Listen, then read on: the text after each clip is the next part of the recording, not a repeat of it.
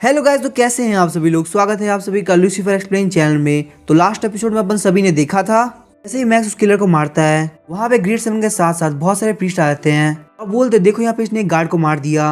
और मैक्स बोलता जैसे कि आप लोग देख सकते हो, मैंने इसको यहाँ पे इसलिए मारा क्योंकि इसने मेरे को अटैक किया। साथ ही में वो बोल रहा होता जो इसके पीछे मास्टरमाइंड है वो हमारे टेम्पल के अंदर प्रेजेंट है। साथ ही में वो वहाँ पे एक प्रीस्ट को देखता है और बोलता है कि इस बंदे ने अपने एक्सप्रेशन को काफी अच्छे से छुपा के रखा है क्योंकि ये अंदर से काफी ज्यादा पैनिक है, लेकिन ये बाहर से किसी को भी डिटेक्ट नहीं करने दे रहा कि इन सब के पीछे मास्टरमाइंड ये है। और मैक्स बोलता है मुझे पता चल गया इन सब के पीछे मास्टरमाइंड कौन है। ये सब करने वाला कोई और नहीं बल्कि ये प्रीस्ट है। और प्रीस्ट बोलता है कि आपके पास कोई सबूत है कि इन सब के पीछे मैं हूँ। और मैक्स बोलता है इस किलर ने जो कन्फेस किया वो इन सब के अंदर लिखा हुआ है, आप चाहते एक बार पढ़ के इसको चेक कर लीजिए। और तभी हम देखते हैं उस लेटर को पढ़ने के बाद ग्रेड 7 उस प्रीस्ट की तरफ देखते हैं। वो प्रीस्ट बोलता है मैंने कुछ भी नहीं किया, इसमें मेरी कोई भी गलती नहीं थी। तो वहीं बाकी सारे प्रीस्ट काफी डर रहे होते हैं और बोलते हैं हमने भी कुछ नहीं किया। तो तभी हम देखते हैं ग्रेड 7 बोलते हैं ये कन्फेशन बिल्कुल खाली है, जो असैसिन था वो ऑलरेडी मारा जा चुका था। और जब मैंने प्रीस्ट से इस बारे में पूछा तो उन्होंने बिना डरे जवाब दे दिया क्योंकि इन्हें ऑलरेडी पता था कि असैसिन कभी कन्फेस नहीं करेगा, इसलिए मुझे पता चल चुका कि यही गिल्टी है, फटाफट से इसको पकड़ लो क्योंकि मैं इसको खुद इंटरोगेट करने वाला हूँ। तभी हम देखते हैं ग्रेड 7 मैक्स को बोलते हैं तुमने यहाँ पे काफी अच्छा काम किया, मैं तुम्हें यहाँ पे प्रीस्ट की पोजीशन देता हूँ जिसकी वजह से तुम टेम्पल के अंदर कभी आ जा सकते हो। और साथ ही में जब मेरी इंजरीज रिकवर हो जाएंगी तो मैं तुम्हें काफी अच्छा रिवॉर्ड दूंगा। और तभी हमें ग्रेड 7 के मीटिंग का सीन दिखाया जाता है। वहाँ पे सारे प्रीस्ट बोल रहे होते हैं इस बार रॉयल फैमिली ने सारी हदें पार कर दी। जो प्रीस्ट यहाँ पे पकड़ा गया वो काफी बड़ी पोस्ट पे था, उसको हमारे यहाँ की सारी इन्फॉर्मेशन पता थी और अगर हम लोग यहाँ पे कुछ भी नहीं करते तो रॉयल फैमिली की पावर बढ़ती जाएगी। तभी ग्रेड 7 बोलते हैं तुमने बिल्कुल सही कहा, हम लोग यहाँ पे पहले अटैक करने वाले हैं, लेकिन हमें सिर्फ तब तक इंतजार करना है जब तक एंजल और गॉड हमें हील नहीं कर देता, क्योंकि उसके बाद मुझे भरोसा है कि मैं प्रिंस को हरा सकता हूँ। लेकिन तभी एक प्रीस्ट बोलता है क्या आपको सच में लगता है कि वो आपको हील कर पाएगा। ग्रेड 7 बोलता है इससे क्या फर्क पड़ता है अगर वो मुझे नहीं भी हील कर पाया तो भी ये सिर्फ 1 महीने की बात है, मैंने यहाँ पे सेकंड प्लान रेडी कर लिया है। फिर हमें रैंकिंग को दिखाया जाता है, ब्रदरलू की टीम 1 नंबर पे आ गई होती है। मैक्स सोच रहा था मेरे पॉइंट भी काफी अच्छे बड़े हैं जैसे कि मैंने पहले ही सोचा था। तो यहाँ पे कोई हाई लेवल का रॉयल फैमिली का पकड़ा जाता है, इन लोगों के बीच का कॉन्फ्लिक्ट और ज्यादा बढ़ेगा, तो मुझे यहाँ पे कुछ ना कुछ करना होगा जिससे हम लोग वापस 1 नंबर पे आ सके। तभी हमें ब्रदरलू को दिखाया जाता है जिन्होंने बहुत सारे गॉब्लिन को मार रखा होता है और वो बोलते हैं कि हम लोग के पॉइंट काफी जल्दी इंक्रीज हो रहे हैं क्योंकि सी रोयांग हमको काफी अच्छी इन्फॉर्मेशन दे रहा है। इन पिछले 2 दिनों से हमारे पॉइंट उतने इंक्रीज नहीं हुए, फिर भी ये काफी अच्छा है और अगर हम इसी तरह चलते रहे तो हम लोग की बिगेस्ट विक्ट्री होगी। और तभी हम देखते हैं ब्रदरलू की टीम के बंदे बोल रहे होते हैं सी रोयांग हमें इतना पसंद तो नहीं, लेकिन फिर भी उसने काफी अच्छा काम किया। और जो फुरुई रेजिमेंट वाले हैं उन लोगों को तो काफी बड़ा शौक लगा होगा क्योंकि कल उनके पॉइंट 20,000 थे और हम लोग के पॉइंट 1 लाख पार कर चुके हैं। लेकिन तभी हम देखते हैं रैंकिंग लिस्ट को चेक करते ही ब्रदरलू काफी शौक हो जाते हैं क्योंकि फुरुई रेजिमेंट 1 नंबर पे आ चुकी होती है। ब्रदरलू सोच रहे थे सिल्वर फॉक्स और ड्रैगन डोमेन ये दोनों टीम के बारे में मुझे ऑलरेडी पता है, लेकिन फुरुई रेजिमेंट ये अचानक से बहुत ज्यादा पावरफुल हो रही है और अगर इसी तरह से चलता रहा तो ये लोग हमसे काफी ज्यादा पॉइंट कमा लेंगे। लेकिन आखिर ये लोग इतने पॉइंट कमा कैसे रहे हैं। और तभी वो काफी ज्यादा शौक आता है, बोलते कहीं इसका मतलब ये तो नहीं कि वो रॉयल सिटी के बाहर नहीं बल्कि रॉयल सिटी के अंदर है और इसी वजह से वो लोग गॉब्लिन किंगडम के ऊपर इस तरह से अटैक कर पा रहे हैं। और तभी ब्रदरलू बोलते सी रोयांग तुम्हें क्या लगता है। सी रोयांग बोलते हैं मुझे भी यही लगता है कि वो लोग अंदर प्रेजेंट है। तभी हम देखते हैं ब्रदरलू बोलते हैं जाके उनसे इन्फॉर्मेशन लेके आओ। और सी रोयांग वहाँ जाते हुए सोच रहा होता है मैंने पहले भी रॉयल सिटी के अंदर एंटर किया था पर मुझे कभी नहीं लगता मैं इतने सारे पॉइंट कमा पाऊंगा, लेकिन लगता है जो फुरुई रेजिमेंट है उसको भी रॉयल फैमिली के बारे में पता चल चुका है और वो अंदर से कुछ ना कुछ कर रहा है जिससे उनके पॉइंट इतने इंक्रीज हो रहे हैं। जहाँ तक पता है कि रॉयल सिटी के अंदर भी एक गॉब्लिन किंगडम है, मुझे अपने अर्थ एट्रीब्यूट की हेल्प से अंदर जाकर चेक करना होगा।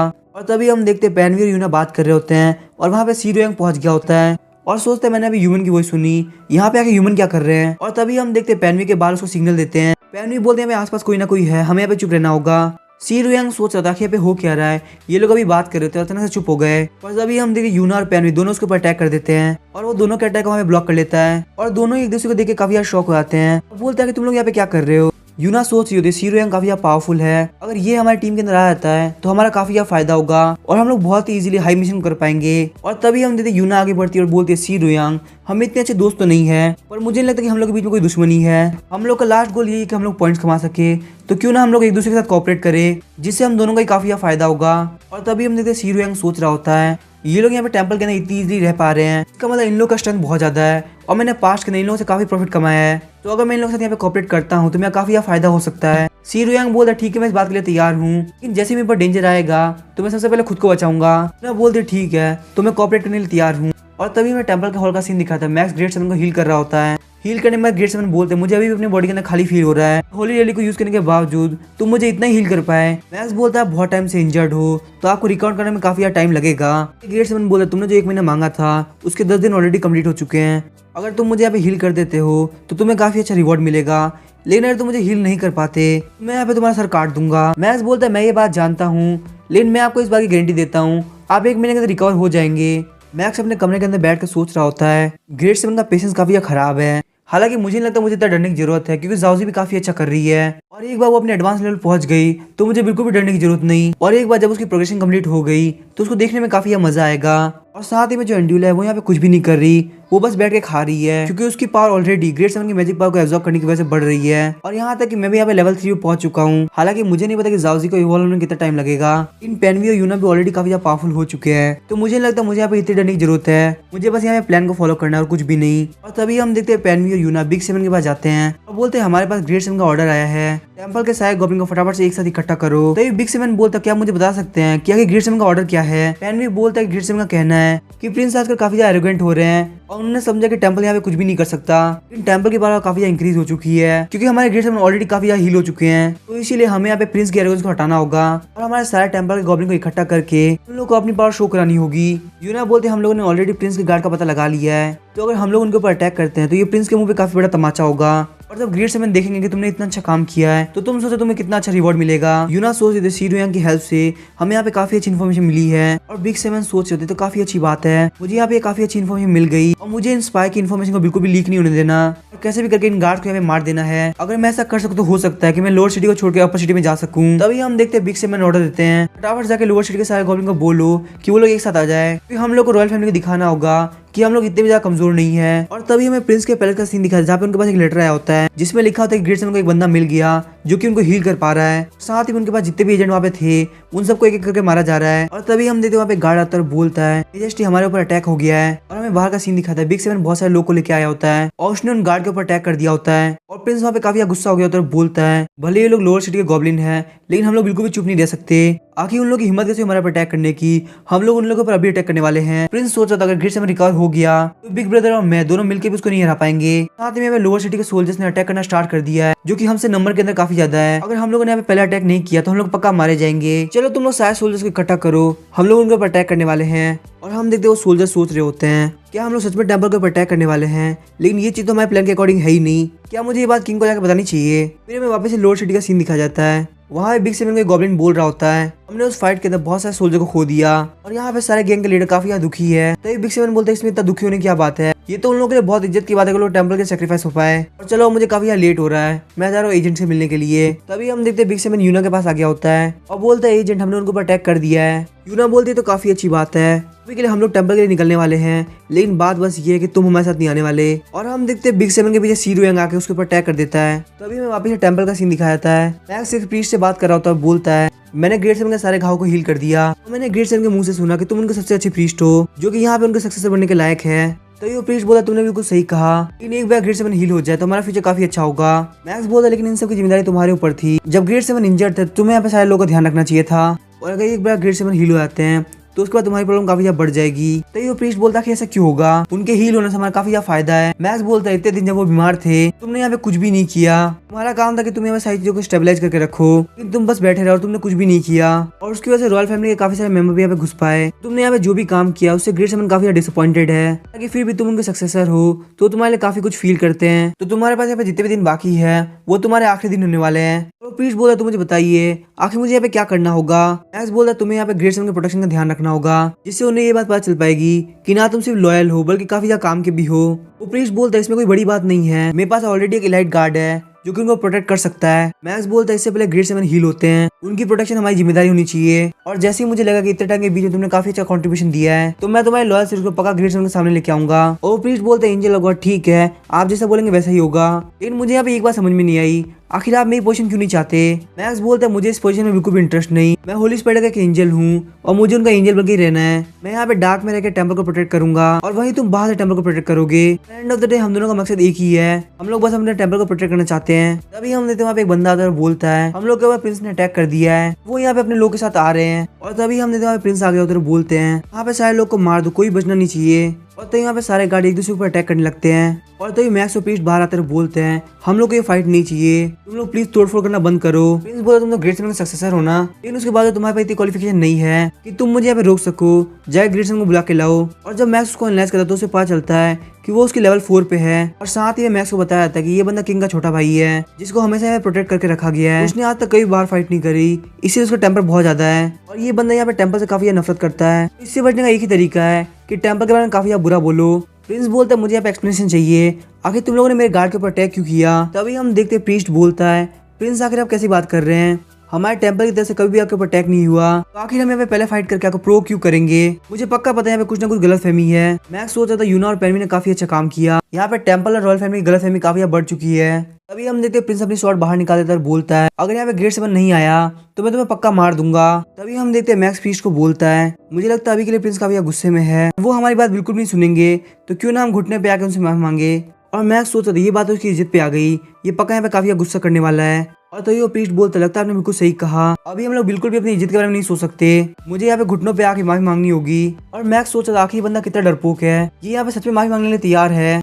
और वो घुटनों पे आके बोलता है प्लीज हमें माफ कर दीजिए, हम लोग ये फाइट बिल्कुल भी नहीं चाहते। लेकिन तभी प्रिंस बोलते मैंने तुमसे क्या कहा, तुमने सुना नहीं, मैं चाहता है ग्रेट 7 आए और मुझे एक्सप्लेनेशन दे कि आखिर उन्होंने मेरे गार्ड्स के ऊपर अटैक क्यों कराया। और मैक्स सोच रहा था चलो ये तो बहुत अच्छी बात है कि ये बंदा बहुत ज्यादा एरोगेंट है, वरना मुझे तो लगा था कि मेरे 100% खत्म होने वाले हैं। लेकिन तभी हम देखते प्रिंस के ऊपर काफी ज्यादा अटैक होता है और प्रिंस बोलता है ये मैजिक तो आयरन का है, लेकिन मुझे जहाँ तक पता था वो तो एक मिशन पे है। और तभी हम देखते हैं एक फीमेल गॉब्लिन आती है और बोलती है तुम्हारी इतनी हद नहीं कि तुम ग्रेट 7 से डायरेक्टली बात कर सको, आखिर तुम्हारी हिम्मत कैसे यहाँ पे आकर अटैक करने की, तुम्हें यहाँ पे जो भी बोलना है वो मुझसे बोलो। और टेम्पल के गार्ड को बोलती है प्रिंस को पूरी तरह से घेर लो। घेरने के बाद आयरन बोलती है प्रिंस क्या तुम अभी भी हमसे फाइट करना चाहते हो। और हम देखते प्रिंस काफी डरा हुआ होता है। तो वहाँ पे एक बंदा आता है बोलता है मैं यहाँ पे किंग का वारंट लेके आया हूँ, प्रिंस आपने बिना कुछ बोले टेम्पल के ऊपर अटैक कर दिया और ये आपकी एक बहुत बड़ी फॉल्ट है, इसीलिए आपको जाने के बाद 100 कोड़े मारे जाएंगे। और तभी वो प्रिंस के पास में आके बोलता है प्रिंस आपको बिल्कुल भी टेंशन की जरूरत नहीं, ये जो कोड़े वाली बात थी वो बिल्कुल झूठ थी, लेकिन अभी के लिए आपको बिल्कुल भी रिएक्ट नहीं करना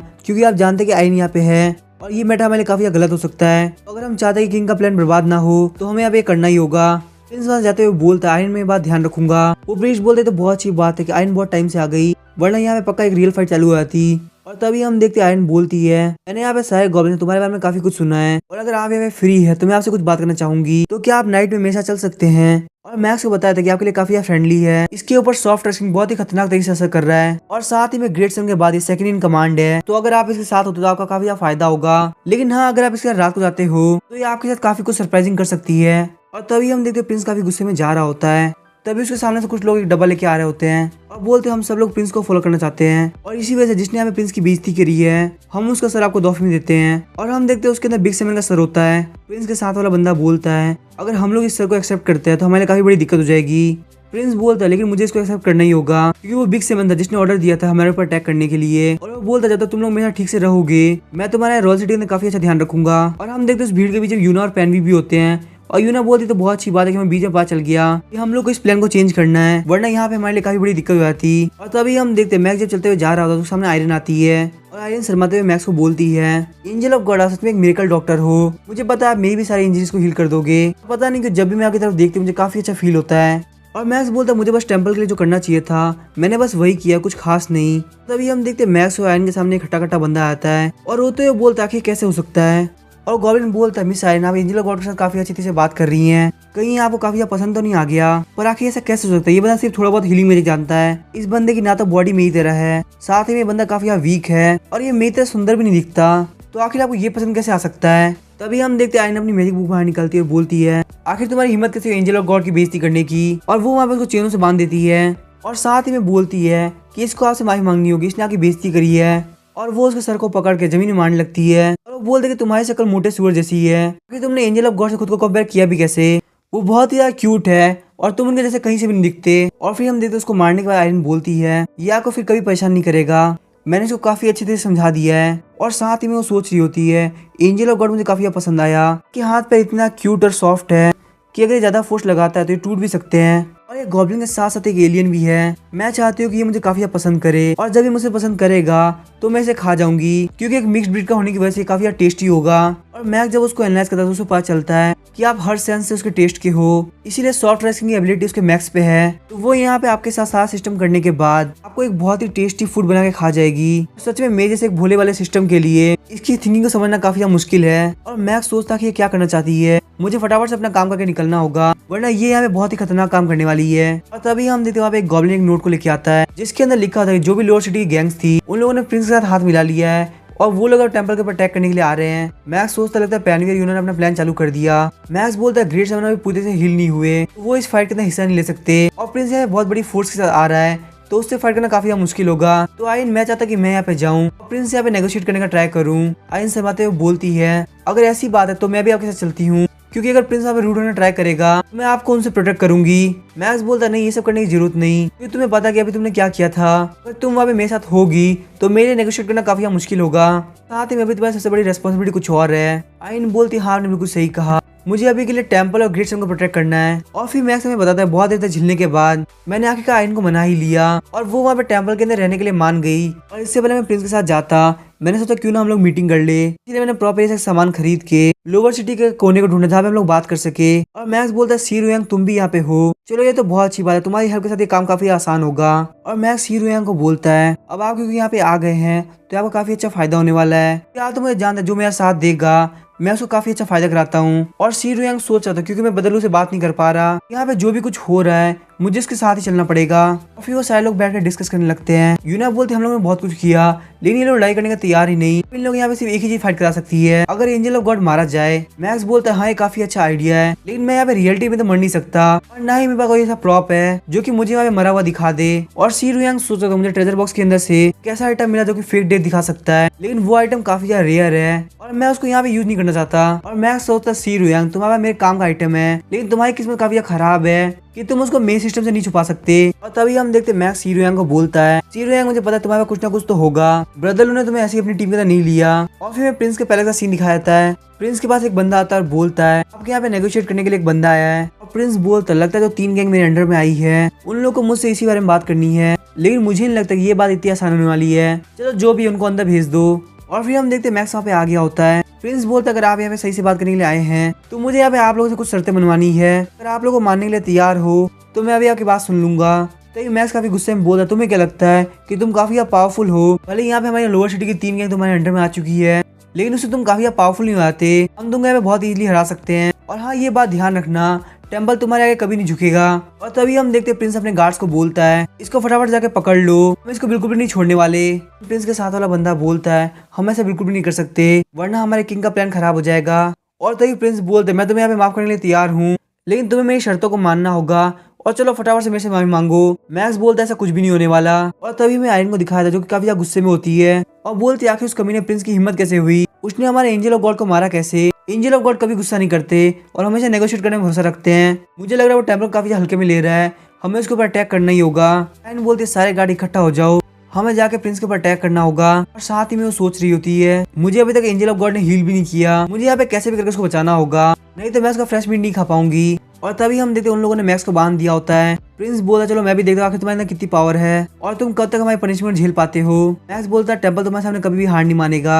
और साथ ही में वो सोच रहा होता है मैं भी देखना चाहता हूँ कि आयरन मुझे किस तरह से खाना चाहती है, अगर वो ये चाहती है कि उसको मेरा मीट मिल सके तो वो यहाँ पे फटाफट से टेलीपोर्टेशन यूज करते हुए पहुंच जाएगी। और तभी हम देखते प्रिंस के पास एक बंदा आता है बोलता है कि प्रिंस हमारे पैलेस के बाहर आयरन और टेंपल गार्ड आए हैं और उनका कहना है कि हम एंजल ऑफ गॉड को वापस कर दे। और मैक्स सोच रहा था आयरन इतनी जल्दी पहुंच गई, लगता है वो सच में मेरा मीट खाना चाहती है। और तभी प्रिंस बोलते तो बहुत अच्छी बात है, अगर ये एंजल ऑफ गॉड इतने ज्यादा जरूरी है तो मैं इसका काफी अच्छी तरह यूज करने वाला हूँ, चलो इसको भी मेरे साथ बाहर लेके चलो। और जैसे ही आयरन देखते कि उन लोगों ने मैक्स को बांध रखा है वो बोलती है फटाफट से उनको छोड़ दो, वो अपने मैजिक का यूज करने वाली होती है। तभी हम देखते हैं प्रिंस अपनी तलवार मैक्स के पास रख देता है, वो बोलता है अगर तुम थोड़ा भी आगे बढ़ी तो मैं इसका गला भी काट दूंगा। और आयरन तुम्हें हमें बिल्कुल भी एरोगेंट नहीं हो सकती क्योंकि तुम्हें मुझसे माफी मांगनी है। अभी हम देखते हैं प्रिंस के पास एक बंदा आता है बोलता है किंग का कहना है कि आप हमें बिल्कुल भी डायरेक्ट कॉन्फ्लिक्ट ना करे क्योंकि टेंपल से फाइट करना हमारे काफी बड़ी दिक्कत हो सकती है। प्रिंस बोलता है ठीक है मैं ऐसा कुछ भी नहीं करने वाला, मैं यहाँ पे इसकी थोड़ी बहुत बेइज्जती करूंगा और उसके बाद एंजल ऑफ गॉड को छोड़ दूंगा। मैक्स सोच रहा था किंग काफी होशियार है, वो यहाँ पे प्रिंस को कोई भी गलती नहीं करने देता, लेकिन आज जो यहाँ पे प्रॉब्लम होगी वो कोई भी सॉल्व नहीं कर पाएगा। और फिर हमें यूना और पेनवी को दिखाया जाता है। पेनवी बोलता है यूना आखिर हम लोग कब अटैक करने वाले हैं। यूना बोलते हैं हमें यहाँ पे थोड़ा बहुत और वेट करना है, जब तक ये मैटर ज्यादा बड़ा नहीं होता तब तक हम मैक्स को नहीं मारेंगे। और हम देखते प्रिंस आयरन को बोलता है अगर तुम चाहते कि हम तुम्हारे एंजल ऑफ गॉड को छोड़ दे तो चलो फटाफट से अपने घुटनों पे आ जाओ और मेरे पैलेस की सीढ़ियों को कुत्ते की तरह भौंक के चलो। आयरन बोलते तुम्हें नहीं लगता तुम काफी आप बोल रहे हो। मैक्स बोलता आयरन तुम बिल्कुल ऐसा नहीं करोगी, हमारे ग्रेड 7 के बाद तुम सेकंड इन कमांड हो, तुम्हें मेरी वजह से बिल्कुल बेइज्जती उठाने की जरूरत नहीं। मैं यहाँ पे मरना पसंद करूंगा, लेकिन मेरी वजह से आयरन की बेइज्जती हो, मैं ऐसा बिल्कुल भी नहीं चाहता। और तभी हम देखते यूना एक भाला फेंकती है और बोलती है, तुम्हारी हिम्मत कैसे प्रिंस के सामने इतनी ऊंची आवाज में बात करने की, चलो फटाफट से मर जाओ। और हम देखते हो भाला सीधे उसकी छाती में घुस जाता है। आयरन बोलते, एंजल ऑफ गॉड आप मर नहीं सकते। मैक्स बोलता चाहे जो भी हो जाए टेम्पल तुम लोग के सामने नहीं झुकेगा। प्रिंस बोलते मैं उसे मारना नहीं चाहता था, मैं बस उसका कान काटता। और हम देखते आयरन काफी गुस्सा होती है और बोलते मैंने अभी तक उसको टेस्ट भी नहीं किया था। कमीने प्रिंस कह के मैं तुझे बिल्कुल नहीं छोड़ूंगी। और वो वहाँ प्रिंस के ऊपर अटैक कर देती है। और वहीं हम देखते सारे टेम्पल गार्ड भी अटैक करने के लिए आगे बढ़ते हैं।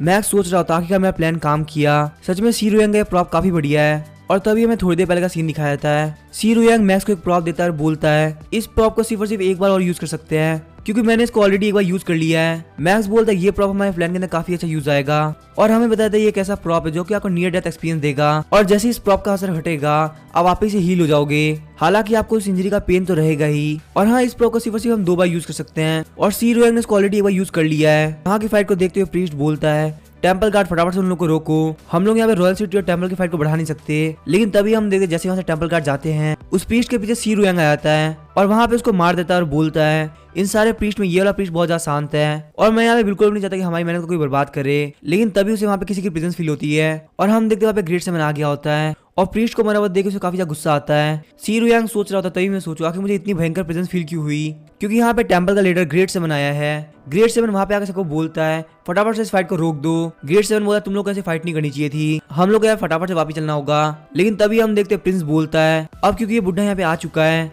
तो हम लोग इन टेम्पल वालों को एक साथ खत्म कर देंगे। रॉयल गार्ड फटाफट से इन लोगों पर अटैक करो। रॉयल गार्ड बोलते हैं हम लोग का नंबर इनसे काफी कम है। प्रिंस बोलता है क्या, इसका मतलब जितने भी लोग नीचे गिरे हुए हैं वो सारे हमारे लोग हैं। और तभी हम देखते आयरन बोलते हम इसको ऐसे नहीं छोड़ सकते, मैं चाहते हूँ हम इस प्रिंस को यहीं पे खत्म कर दे। और तभी हम देखते वहाँ पे किंग आता है और बोलता है आखिर यहाँ पे किस बात की फाइट हो रही है, चलो फटाफट से इस फाइट को यहीं पे रोक दो। ग्रेड 7 बोलता लगता है इसको इन्फॉर्मेशन पहले ही मिल गई थी, इसी वजह से ये यहाँ पे इतनी जल्दी पहुंच गया। किंग ग्रेड 7 को बोलते आखिर मेरे भाई ने ऐसा क्या गलत कर दिया कि ग्रेड 7 का खुद आना पड़ा, आप प्लीज मुझे ये बात बताइए, मैं उसको सॉल्व करता हूँ। और साथ ही में वो सोच रहे होते हैं ग्रेड 7 पहले से काफी पावरफुल लग रहा है, लगता है हील होने वाली बात बिल्कुल सही थी। ग्रेड 7 बोलते किंग आपने बिल्कुल गलत समझा, आयरन और प्रिंस के बीच में लड़ाई हो गई थी और मैं इस लड़ाई को सॉल्व करने के लिए आया था, मैंने यहाँ पे किसी के ऊपर अटैक करने का बिल्कुल नहीं सोचा। मैक्स सोचता ये कमीने पॉलिटिकल लीडर, ये लोग यहाँ पे अभी भी काफी शांत है, पर मुझे पता है यहाँ पे एक फाइट जरूर होगी। प्रिंस बोलता चाहे जो भी बात है मैं इन लोगों को यहाँ जाने नहीं दूंगा, ग्रेड 7 और आयरन दोनों को यहाँ मरना होगा। आयरन बोलते तुम्हें क्या लगता है मैं तुम्हें छोड़ दूंगी, प्रिंस आज तुम्हारी लाइफ का लास्ट दिन है, तुम्हें मुझसे यहाँ पे कोई नहीं बचा सकता। किंग बोलता ये लोग तो बच्चे हैं, पर लीडर होने के तौर पे हम लोग को सही डिसीजन लेना होगा, इस फाइट को आगे बढ़ाने का कोई मतलब नहीं। और मैक्स जब किंग को एनालाइज करता है तो उसे पता चलता है कि किंग भी अपने लेवल 5 पे है और स्पीड पॉइंट को छोड़ के उसके सारे एट्रीब्यूट 50 पार है। और अभी के लिए भले ही इन लोगों के बीच में कितनी फाइट है, किंग बाहर के एलियन से फाइट करने के लिए अभी टेम्पल से कोई फाइट नहीं लेना चाहता। मैक्स सोचता चाहे इन लोगों के पास कितनी अच्छी अपॉर्चुनिटी क्यों ना आ जाए, ये लोग यहाँ पे सबसे पहले सिचुएशन को समझते हैं, लेकिन फिर भी इन लोगों के सामने ऐसी ऐसी चीजें आएंगी कि इन लोगों को भड़कना ही पड़ेगा। फिर हमें वापस से ब्रदर लू को दिखाया जाता है जो कि हमें बोल रहे थे कि बहुत दिन हो गए, लेकिन अभी तक सी रुयांग कोई भी न्यूज लेके नहीं आया, पता नहीं आखिर उसके साथ क्या प्रॉब्लम है। पर ये तो बात है भले कितना भी खतरा आया हो वो अभी तक मरा नहीं है, क्योंकि वो अभी भी हमारी टीम के अंदर रजिस्टर्ड है। हम लोग यहाँ पे काफी ज्यादा केयरफुल रहना होगा, क्योंकि उसके ना आने की वजह हम लोग नहीं जानते।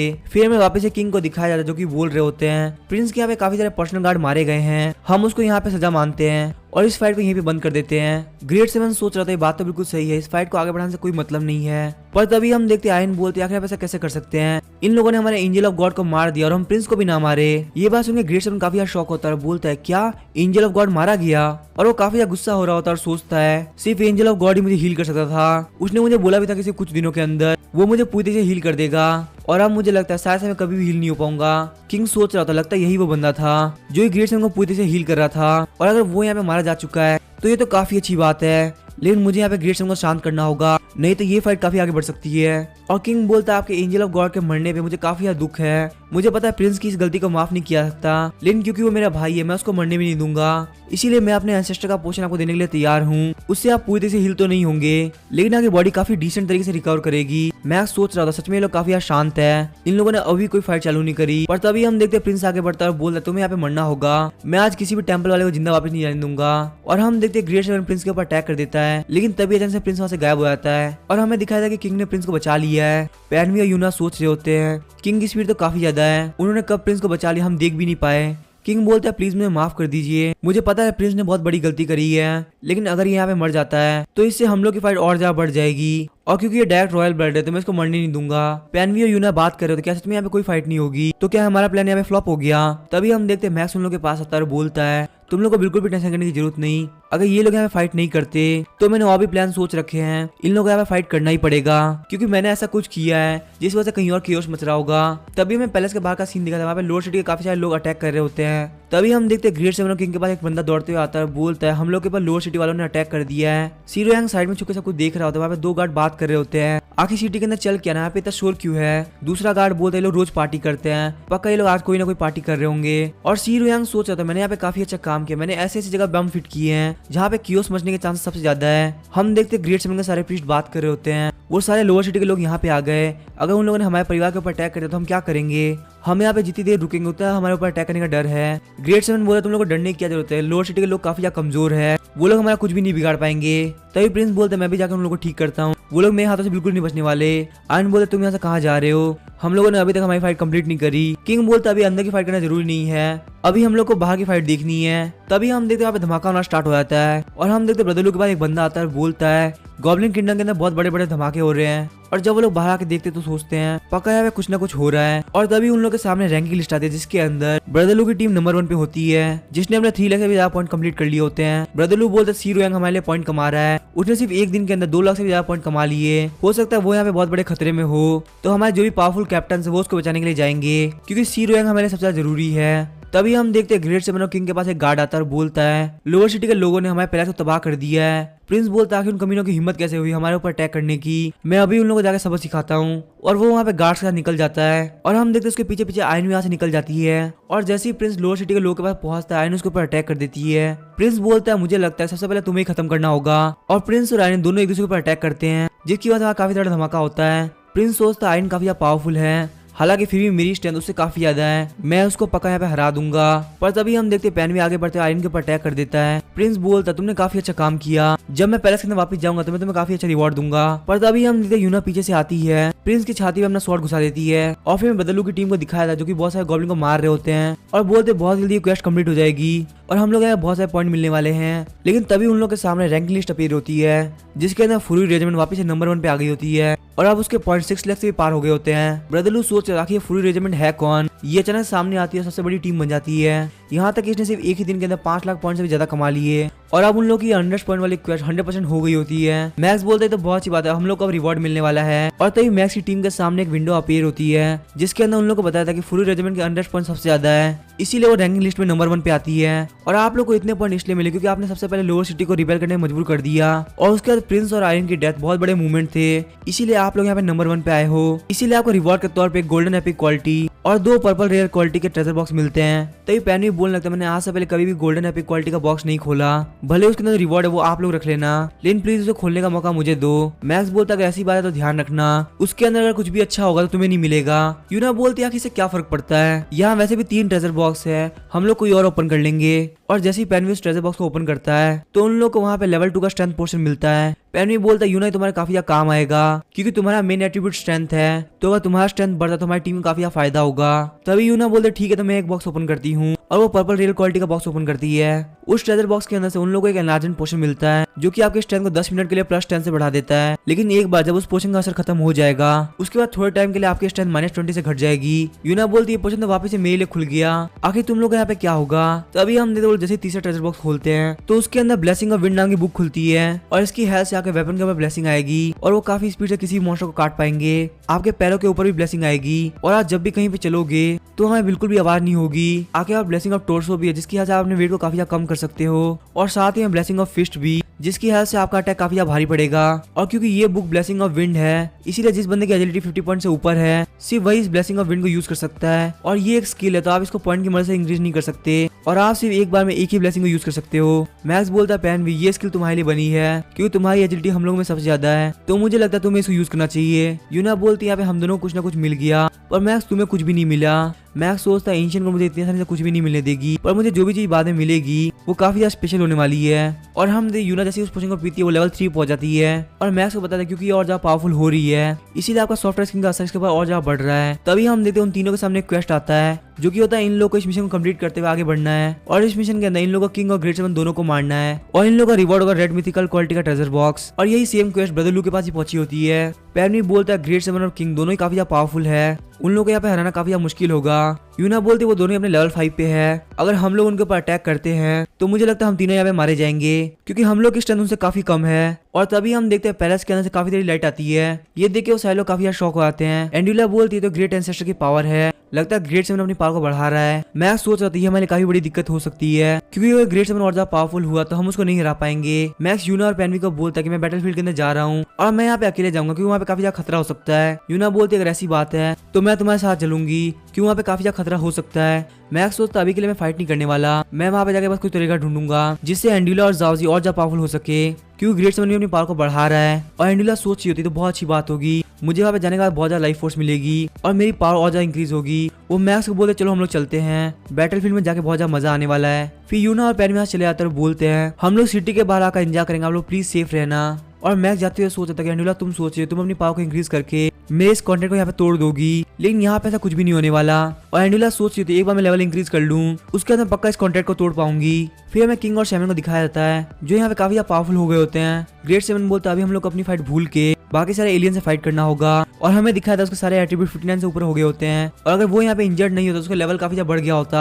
और वही किंग बोलते ग्रेट सेवन दोनों को सही कहा, हम लोग यहाँ पे साथ में फाइट करनी होगी नहीं तो हमारा गॉब्लिन किंगडम खत्म हो जाएगा। और उसके बाद सारे एट्रीब्यूट 59 हो गए होते हैं और मैक्स ने वहाँ पे दूर से ग्रेट सेवन और किंग के ऊपर ध्यान रखा होता है। मैक्स सोच रहा है ये लोग अब काफी ज्यादा पावरफुल हो चुके हैं, पता नहीं जाओजी जब इवॉल्व होगी तो इतनी पावरफुल होगी या नहीं। तभी एंड्यूला बोलती है मुझे एक बात बताओ, आखिर तुम मुझे उनकी पावर कब एब्जॉर्ब कराओगे, क्योंकि जैसे मैं उनकी पावर को एब्जॉर्ब करूंगी तो मैं तुम्हारा सबसे पावरफुल वेपन बन जाऊंगी। मैक्स बोलता है मैंने उसके लिए प्लान बनाया है, तुम्हें यहाँ पे डायरेक्टली जाकर उनसे फाइट करनी होगी। एंड्यूला काफी गुस्सा होती है और बोलती है आखिर कैसा प्लान है, अगर मैं उनसे डायरेक्टली फाइट करूंगी तो मैं पक्का मारी जाऊंगी। पर तभी हम देखते हैं ग्रेट सेवन और किंग फाइट करने लगते हैं और मैक्स एंड्यूला को बोलता है जब तक लोग थक के हार ना जाए तब तक तुम्हें उनकी पावर को एब्जॉर्ब नहीं करना, वरना ये हमारे लिए काफी खतरनाक हो सकता है। और क्योंकि तुम्हारा मेरे साथ कॉन्टैक्ट है इसलिए तुम मुझसे ज्यादा दूर तक नहीं जा सकती। किंग बोल रहा होता है यहाँ पे जो किंग होता है सबसे ज्यादा पावरफुल होता है, जो पहले राजा थे उन लोगों ने अपनी ब्लड लाइन वाले को किंग बनाया क्योंकि यहाँ पे और कोई इतना लायक नहीं था। लेकिन आखिर किसे पता कि एक दूसरा बंदा भी इतना पावरफुल हो सकता है, पर क्योंकि आप मेरे सामने झुकने के लिए तैयार नहीं है तो इसीलिए मैं आपको जिंदा नहीं रहने दूंगा। और वो वापस से एक दूसरे के ऊपर अटैक करने लगते हैं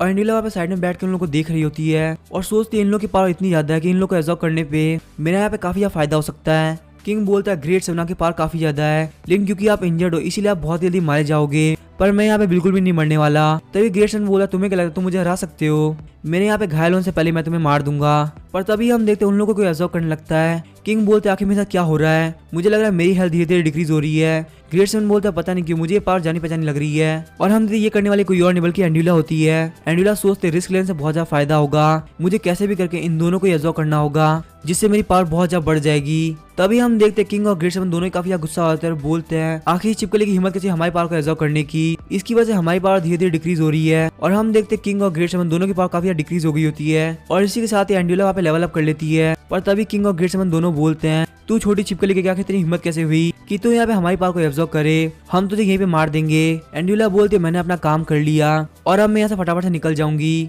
लेकिन तभी हम देखते हैं उन दोनों का पंच आके सीधे एंड्यूला को लगता है और फिर हम देखते हैं एंड्यूला काफी इंजर्ड होती है और वहाँ से भाग रही होती है। साथ ही में वो सोचती है तो बहुत अच्छी बात है कि मैं वहाँ से पीछे हट गई, नहीं तो मैं पक्का वहाँ पे मारी जाती। और मुझे यहाँ बहुत खतरनाक इंटरनल इंजरी हुई है, मुझे यहाँ से फटाफट से भागना होगा। मैं सोच रहा अगर मैं उसको वापस बुला लूँ तो वो यहाँ पे खुद को हील कर लेगी, लेकिन हील करते हुए सबसे पहले कॉन्टैक्ट को तोड़ेगी, तो इसीलिए उसे यहाँ पे थोड़ी देर और बैटलफील्ड में टिकना होगा। और हम देखते हैं एंड्यूला के ऊपर लगातार अटैक हो रहा होता है। एंड्यूला सोच रही थी मैक्स मुझे टेलीपोर्ट क्यों नहीं कर रहा, कहीं ऐसा नहीं कि मैं बहुत ज्यादा दूर आ चुकी हूँ और अब वो मुझे यहाँ से नहीं बुला सकता, मुझे यहाँ पे इन लोगों से बचने का कोई रास्ता नहीं मिल रहा, अगर ऐसे ही चलता रहा तो मैं पक्का मारी जाऊंगी। और तभी हम देखते किंग आगे बढ़ते उसको काफी ज्यादा पंच मारता है जिससे एंड्यूला की हालत काफी खराब हो गई होती है। लेकिन किंग भी वहाँ पे काफी घायल होता है और सोचा जब ग्रेट सेवन और मैं फाइट कर रहे थे तो इस छिपकली ने मेरी पावर को एब्जॉर्ब करते मेरी हालत काफी खराब कर दी और अब मैं इस छिपकली को जिंदा नहीं छोड़ूंगा। और जैसे ही एंड्यूला को पंच मारता है एंड्यूला वहाँ से गायब हो जाती है। मैक्स बोलते हैं एंड्यूला प्लीज मुझे माफ कर दे, मैं काफी लेट हो गया, लेकिन अब तुम जाके आराम कर सकती हो। और हम देखते हैं मैक्स वहाँ से काफी स्पीड निकल जाता है। किंग बोलते हैं आखिर वो कमीनी छिपकली कहाँ गायब हो गई, उसने यहाँ पे हमारी पावर काफी डिक्रीज कर दी, ग्रेट सेवन बोलता है पक्का उस शिप के लिए यहाँ पे किसी ने हेल्प करी है, वो इतनी इजली यहाँ से निकल नहीं सकती और ऐसा करने वाला कोई और नहीं बल्कि एलियन है। तो मुझे लगता है हमें अपने आपस के मैटर को छोड़ देना चाहिए और सबसे पहले एलियंस पे अटैक करना चाहिए। किंग बोलता है आपके कहने के हिसाब से मैं यहाँ पे जाके आर्मी के साथ मिलकर फाइट करूँ ताकि हम लोग एलियंस को खत्म कर सके और अपनी फाइट हम लोग बाद में करेंगे। लेकिन मुझे नहीं लगता ये आइडिया बिल्कुल भी अच्छा है क्योंकि आज मैं आपको यहाँ पे मारना चाहता हूँ। ग्रेट सेवन बोलता है हम लोग के आइडिया कितने मैच करते हैं, बिल्कुल मेरे दिमाग में भी यही था। तुम जब मारे जाओगे तो पूरा गॉब्लिन किंगडम मेरे अंडर में होगा और मैं एलियंस को चुटकी में हरा दूंगा। और हम देखते हैं मैक्स बोलता है इन लोगों की लड़ाई में काफी फायदा होगा, चलो हम फटाफट से ऑल्टर के पास जाता हूँ। मैक्स ऑल्टर के पास जाके सोच रहा होता है। जैसे जैसे मैं ऑल्टर के पास जा रहा हूँ जाओजी काफी ज्यादा वायलेंट हो रही है और एज अ कॉन्ट्रैक्टर मुझे इसको कंट्रोल करना काफी ज्यादा मुश्किल हो रहा है। और मैक्स बोलता है जाओजी फटाफट से बाहर निकलो और इस रेलिक से अपनी पावर को इंक्रीज करो। मैक्स सोचता है जाओजी का कोकून धीरे धीरे चेंज हो रहा है लेकिन इसको यहाँ पे ये सब करने में कम से कम 10 मिनट का टाइम लगेगा। हालांकि किंग और ग्रेट सेवन अभी फाइट कर रहे हैं लेकिन मुझे नहीं पता वो कब तक करने वाले हैं। और हम देखते ग्रेट सेवन बोलता है तो आखिरकार मैं गॉब्लिन किंगडम को काफी अच्छे से चलाने वाला हूँ। किंग आखिरकार अपनी सीक्रेट टेक्निक की हेल्प से मैंने तुम्हें मार ही दिया और अब जो तुम्हारी पावर उसको एब्जॉर्ब करके मैं और ज्यादा पावरफुल हो जाऊंगा। पर तभी उसके पीछे से काफी सारी लाइट चमकती है और ये देख के वहाँ के सारे लोग काफी यार शॉक हो जाते हैं। लोअर सिटी के लोग बोल रहे थे तो होली स्पाइडर है, क्या ये यहाँ पे हमको बचाने के लिए आई है? सच में होली स्पाइडर कल सबसे ज्यादा महान है। और तभी हम देखते हैं ब्रदर लू काफी यार शॉक होते हैं क्योंकि उनके सामने क्वेस्ट के अंदर किंग मर चुका होता है। ब्रदर लू सोचते थे फुरी रेजिमेंट काफी यार पावरफुल है, ना सिर्फ उनका माइंड काफी यार तेज है बल्कि हमसे पावर में भी काफी ज्यादा है। उन लोगों ने एक लेवल 5 के बंदे को मार दिया, अगर इसी तरह से चलता रहा तो हम लोग को फ्यूचर के अंदर उनके अंडर में रहना पड़ेगा। तभी ब्रदर लू को एक बंदा बोलता है बाहर आके देखिए यहाँ पे आसमान के अंदर कुछ हो रहा है। और ब्रदर लू सोचते थे पहले किंग मारा गया और उसके बाद आसमान के अंदर एक अलग मॉन्स्टर दिखाई दे रहा है, सच में काफी अजीब है। ग्रेट सेवन सोच रहा था एक अलग मॉन्स्टर दिखाई दिया और उसके बाद अचानक से ऑल्टर की सारी पावर एम्प्टी फील हो रही है। मुझे लगता है पक्का हम लोग फाइट के अंदर फंसा के ऑल्टर की पावर को चोरी किया गया है और फटाफट से उस पावर की तरफ जाने लगते हैं और बोलते मुझे नहीं पता ये किसने किया है लेकिन जिसने भी किया है मैं उसे बिल्कुल नहीं छोड़ने वाला। मैक्स सोच रहा था इस ऑल्टर की पावर की वजह से जाओजी अब धीरे धीरे अपग्रेड कर रही है और ये रेलिक अब जाओजी के अंदर एब्जॉर्ब हो रहा है। मैं सोच रहा था मुझे नहीं लगता ये सब होने में इतना ज्यादा शोर होगा, ये सब हमारे लिए बिल्कुल भी ठीक नहीं है। मेरा ओरिजिनल प्लान ये था अगर ग्रेट सेवन जीत भी जाता है तो सबसे पहले पैलेस के अंदर जाएगा लेकिन इतनी नॉइज की वजह से उसने सबको डिटेक्ट कर लिया होगा और वो अब पक्का मेरी तरफ ही आ रहा होगा। और मैक्स को बताया था कि ये कोकोनट पूरी तरह से रेडी हो चुका है, बस थोड़ा टाइम और ये पूरी तरह कंप्लीट हो जाएगा। और तभी हम देखते हैं ग्रेट सेवन वहाँ पे आता है और बोलता है मैंने बिल्कुल नहीं सोचा कि चोर तुम होगे। मैक्स सोचता मैंने सोचा ही था कि ग्रेट सेवन काफी ज्यादा पावरफुल है और वो यहाँ पे किंग को मार के बहुत ही जल्दी आ गया। ग्रेट सेवन बोलता मुझे ये तो पता कि तुम्हारा कोई ना कोई प्लान है पर मुझे नहीं लगा तुम्हारी नजर ऑल्टर के ऊपर है। और मैक्स जब ग्रेट सेवन को एनालाइज करता तो उसे पता चलता है कि वो अभी काफी इंजर्ड है, उसके अंदर जो ऑल्टर की पावर थी वो भी खत्म हो चुकी है और किंग से फाइट करते करते वो काफी थक भी चुका है। लेकिन आपको ज्यादा खुश होने की जरूरत नहीं क्योंकि अभी भी उसकी पावर आपसे तो काफी ज्यादा है। मैक्स बोलता है ग्रेट सेवन आप मुझे गलत समझ रहे हैं, मैं यहाँ पे सिर्फ अपनी पावर को इंक्रीज करने के लिए आया था ताकि मैं आपको पूरी तरह से हील कर सकूं। तभी ग्रेट सेवन बोलता है इससे कोई फर्क नहीं पड़ता, अब यहाँ पे किंग मारा जा चुका है, अगर मैं यहाँ पे हील नहीं भी होता तो भी चलेगा, तो अगर तुमने ऑल्टर को हाथ लगाया तो तुम मारे जाओगे। मैक्स सोचता है ग्रेट सेवन ने कहा कि मुझे ऑल्टर को छोड़ना होगा पर ये मेरे लिए काफी खतरनाक हो सकता है, लेकिन अगर मैं उनकी बात नहीं मानता हूँ तो मुझे यहीं पे मार देंगे और फिर लेवल अप होने का कोई फायदा नहीं रहेगा। और तभी हम देखते हैं यूना और पैन भी आ जाते हैं। मैक्स बोलता है कि तुम लोग यहाँ पे क्या कर रहे हो? यूना बोलते हम लोगों ने वो पावर को देखा और हम लोग को समझ में आ गया यहाँ पे कुछ ना कुछ तो गड़बड़ है, तो इसीलिए हम लोग तुम्हारी हेल्प करने के लिए आ गए।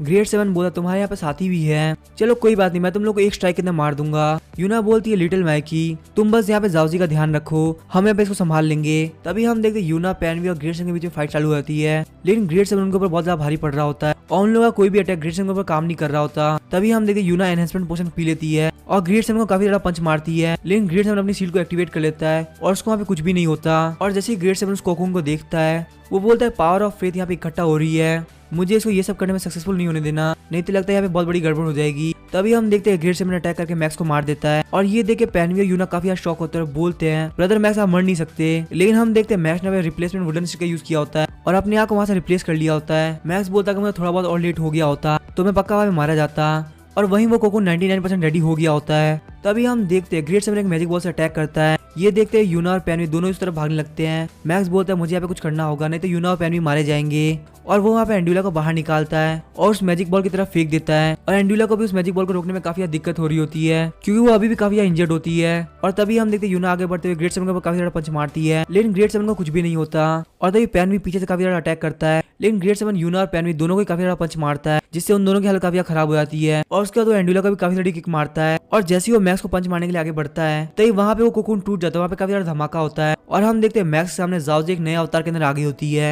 और अब जाओजी अपने लेवल 4 पे होती है जिसकी स्ट्रेंथ 30 और एजिलिटी 42 हो गई होती है और मैक्स को बताता है कि एविल ब्लड से काफी सेफ है और अभी ये होली स्पाइडर के तौर पे रिबॉर्न हुई है। इसके फेथ पॉइंट भी काफी इंक्रीज हो चुके हैं, इसीलिए ये यहाँ पे अपनी पावर को टेस्ट करना चाहती है। मैक्स सोचता था क्योंकि मैं मरने वाला था, इसीलिए जाओजी काफी गुस्से में है और वो उसके ऊपर काफी खतरनाक अटैक कर रही है। यूना और पैन भी बोलते हैं ये बंदा काफी पावरफुल है, क्या जाओजी के अपग्रेड करने के बाद वो उसको हरा पाएगी। तभी हम देखते हैं मैक्स बोलता है यूना और पैन भी क्या तुम ठीक हो, और एंडुला रोते हुए बोलती है यहाँ पे सबसे ज्यादा मेहनत मैंने करी है और मेरी लाइफ भी बहुत बड़े खतरे के अंदर थी, लेकिन तुम सिर्फ यूना और पैनवी को पूछ रहे हो, सच में तुम बहुत बड़े कमीने हो। और हम जाओजी और ग्रेट 7 फाइट कर रहे होते हैं। जाओजी अपनी एक नई टेक्निक यूज करी थी जिसका नाम था ब्रेकिंग द डीमन और वो उसके लेवल 0 पे होती है और अटैक करते करते आखिरकार वो ग्रेट 7 के शील को तोड़ देती है और उसके बाद वो अपनी एक टेक्निक गॉडेस ऑफ फेट का यूज करती है और वहाँ पे काफी तगड़ा धमाका होता है, लेकिन उस अटैक की वजह से जाओजी भी काफी थक गई होती है। मैक्स बताता है गॉडेस ऑफ फेट ये एक ऐसी टेक्निक है जो कि एक बॉस लेवल की स्किल है और इसको यूज करने के लिए वो अपनी पूरी स्ट्रेंथ को एक जगह कंडेंस करती है, पर अगर वो इसको बार बार यूज करेगी तो वो यहाँ पे काफी इंजर्ड भी हो सकती है। लेकिन हम देखते हैं ग्रेट 7 बिल्कुल ठीक होता है और बोलते हैं भले ये कीड़ा पावरफुल क्यों ना हो, लेकिन फिर भी वो कीड़ा ही होता है और उसकी बॉडी धीरे धीरे हील हो रही होती है, साथ ही में अपने आप उसकी स्ट्रेंथ काफी इंक्रीज हो रही होती है। मैक्स को बताया था या तो आप मर जाओ या फिर अपने आप को जिंदा रखने के लिए यहाँ पे फाइट करो। तभी हम देखते हैं मैक्स अपने टेलीपोर्टेशन स्क्रोल को एक्टिवेट करता है और बोलते तुम लोग बिल्कुल भी टेंशन मत लो, हम लोग पक्का बच जाएंगे। तभी हम देखते हैं जाओजी अपनी वेब की हेल्प से एंडुला को अपने पास बुला लेती है और मैक्स बोलता है बस 5 सेकंड और हम लोग यहाँ से निकल जाएंगे। लेकिन हम देखते हैं ग्रेट 7 एक चुटकी बजाता है और मैक्स का टेलीपोर्टेशन वहीं पे बंद हो जाता है। मैक्स बोलता है हम लोग यहाँ पे कुछ भी नहीं कर सकते, एंडुला और जाओजी तुम लोग मेरे कमांड को फॉलो करो। और तभी हम देखते हैं एंडुला और जाओजी उससे फाइट करने लगती है और जब ग्रेट 7 साइड में देखता है तो वहाँ पे पैनवी, यूना और मैक्स तीनों गायब होते हैं और हम देखते हैं मैक्स यूना और पैनवी को क्लाउड पे लेके भाग गया होता है। ग्रेट 7 बोलता है पहले मैं तुम लोग को मारूंगा, उसके बाद मैं उसके पीछे जाऊंगा और ग्रेट 7 वापस से उन दोनों के ऊपर अटैक करता है, लेकिन वो लोग अचानक से वहाँ से गायब हो जाते हैं। ये देख के ग्रेट 7 काफी शॉक हो जाता है और वो लोग वहाँ जाने के बाद टेलीपोर्टेशन स्क्रोल का यूज करते हैं। ग्रेट 7 अभी उन लोग को ढूंढ रहा होता है और बोलते हैं भले तुम लोग किसी भी कोने पे चले जाओ, मैं उस ऑल्टर के लिए तुम्हारा पीछे वहाँ पे भी करूंगा। फिर हम देखते हैं मैक्स और उसकी टीम सिटी के अंदर आ गई होती है। पैनवी बोलता है ब्रदर मैक्स आपके फेस पे क्या लगा हुआ है और हम देखते हैं वो सेम सेंसर के फेस के ऊपर आ गया होता है। पैनवी बोलता लगता है उसको मैंने ग्रेट 7 ने हमारे ऊपर कोई मार्क लगा दिया है जिससे वो हमको यहाँ पे ट्रैक कर सके। और मैक्स बोलता है अब टाइम है बहुत सारे प्रॉप खरीदने का, अगर हम लोगों ने इस वक्त पॉइंट के बारे में सोचा तो हम लोग पक्का से मारे जाएंगे। और तभी हम देखते वो लोग कोने में बैठे होते और बोलते हैं आखिर ग्रेट 7 अभी तक आया क्यों नहीं, हम लोग उसका पूरे दिन से इंतजार कर रहे हैं। फिर मैं वापस से ग्रेट 7 को दिखाया जाता है जो कि बोलता है कि इतने बड़े एरिया के अंदर मैंने चेक किया और फिर भी मुझे उन लोगों का कोई भी ट्रेस नहीं मिला और वो लोग जिस लेवल पे है वो लोग मेरे ट्रैक मैजिक को बिल्कुल भी ब्लॉक नहीं कर सकते। मैक्स बोलता लगता है हम लोग मेन सिटी के अंदर है, इसीलिए वो हम लोग को बिल्कुल भी ट्रैक नहीं कर पा रहा क्योंकि एंशिएंट गॉड के आगे उसके पास कुछ भी नहीं है। तो अगर हम लोग चाहते कि वो हमारे पीछे है तो हम लोग को कुछ ना कुछ तो करना ही पड़ेगा। फिर हम देखते मैक्स पैनवी को बोला तुम फटाफट शील्ड के बाहर जाओ और फटाफट से वापस आना ताकि वो बस हमको ट्रैक कर सके। और पैनवी के बाहर निकलते ग्रेट 7 बोलता तो आखिरकार वो मुझे मिल गए। और पैनवी के वापस अंदर आते ग्रेट 7 बोलता है मेरा मैजिक अनस्टेबल नहीं हो सकता, लेकिन आखिर मुझे वो ट्रैक मैजिक फील क्यों नहीं हो रहा, अभी थोड़ी देर पहले तो मुझे फील हो रहा था। फिर हम देखते हैं मैक्स, पैनवी और यूना बार बार अंदर बाहर कर रहे होते हैं। इस बात से ग्रेट 7 काफी चिढ़ गया होता है और बोलता है उन लोगों का ट्रेस मुझे बार बार फील हो रहा है और कभी कभी डिसअपीयर हो जा रहा है, आखिर यहाँ पे मेरा मैजिक इतना अनस्टेबल कैसे हो सकता है। और मैक्स की टीम अंदर बाहर कर ही रही होती है, तभी उनके सामने ब्रदरलू की टीम आती है और तभी हम देखते जैंगली मैक्स का मजाक उड़ाने लगता है और बोलता है क्या तुम यहाँ पे गेस्ट का वेलकम कर रहे हो, तुम्हारा यहाँ पे अंदर बाहर करना काफी फनी लग रहा है। लेकिन तभी वहाँ पे अचानक से अंधेरा हो जाता है और हम देखते वहाँ पे ग्रेट 7 आ गया होता है और ग्रेट 7 को देख के बाकी सारे लोग काफी डर जाते हैं और बोलते हैं आखिर यहाँ पे ग्रेट 7 क्या कर रहा है। ब्रदरलू बोलते किसी को भी पैनिक करने की जरूरत नहीं, हम लोग यहाँ पे मेन सिटी के अंदर है, कोई हमारा कुछ भी नहीं बिगाड़ सकता। ग्रेट 7 बोलते यहाँ पे इतनी अजीब बिल्डिंग है, आखिर मुझे आज से पहले पता कैसे नहीं चला, और अगर मैं यहाँ पे सही हूँ तो ये एलियंस का बेस कैंप है। मैं सोचता जैसे कि मैंने सोचा था ग्रेट 7 यहाँ पे डायरेक्टली अटैक नहीं करेगा, वो अभी इस पूरी जगह को समझने का ट्राई कर रहा है, लेकिन मुझे ये यहाँ पे बिल्कुल भी नहीं होने देना। और तभी हम देखते हैं पैनवी एक पिल खाने के बाद ग्रेट 7 को काफी गंदी गंदी गालियां देने लगता है और ये गालियां सुनकर ब्रदरलू के टीम वाले भी काफी शौक हो जाते हैं कि सच में इस तरह की गालियां भी एग्जिस्ट करती है। लेकिन हम देखते हैं ग्रेट 7 अभी भी गुस्सा नहीं होता और उसकी स्ट्रेंथ वापस से 59 हो गई होती है। तभी हम देखते यूना अपनी मॉकिंग फिश का यूज करने लगती है, लेकिन ग्रेट 7 सिर्फ एक ही अटैक के अंदर मॉकिंग फिश के अटैक को तोड़ देता है और बोलता लगता है तुम लोग मुझे काफी अंडरस्टिमेट कर रहे हो, तुम्हें नहीं पता मैं ग्रेट 7 हूँ, मेरी पावर बहुत ज्यादा है। मैक्स बोलता है मुझे यहाँ पे कुछ ना कुछ तो करना ही पड़ेगा, नहीं तो ये हमारे पे ऐसा अटैक नहीं करेगा। मैक्स बोलता है पैन में यूना का ध्यान रखना, मैं अभी थोड़ी देर के अंदर आता हूँ। और मैक्स वहाँ से दौड़ते हुए छत के ऊपर चला जाता है। मैक्स सोच रहा होता है भले ही ग्रेट 7 काफी केयरफुल है, लेकिन वो है फिर भी हवा के अंदर, और मैं यहाँ पे इस टेलिस्कोप का यूज करते हुए अपनी एक बहुत पावरफुल टैलेंट का यूज कर सकता हूँ जिससे उसको पक्का गुस्सा आ जाएगा। तभी हम देखते हैं मैक्स उस टेलिस्कोप को ग्रेट 7 की तरफ फेंक देता है और ग्रेट 7 पूरी तरह से भीग जाता है। ग्रेट 7 बोलता है क्या ये वाटर मैजिक था, लेकिन मुझे यहाँ पे बिल्कुल फील नहीं हुआ किसी ने भी मैजिक यूज किया। पर जब वो मैक्स की तरफ देखता है तो मैक्स की पैंट खुली हुई होती है और उससे वहाँ पे समझ में आया था कि वो मैक्स की सुसु है।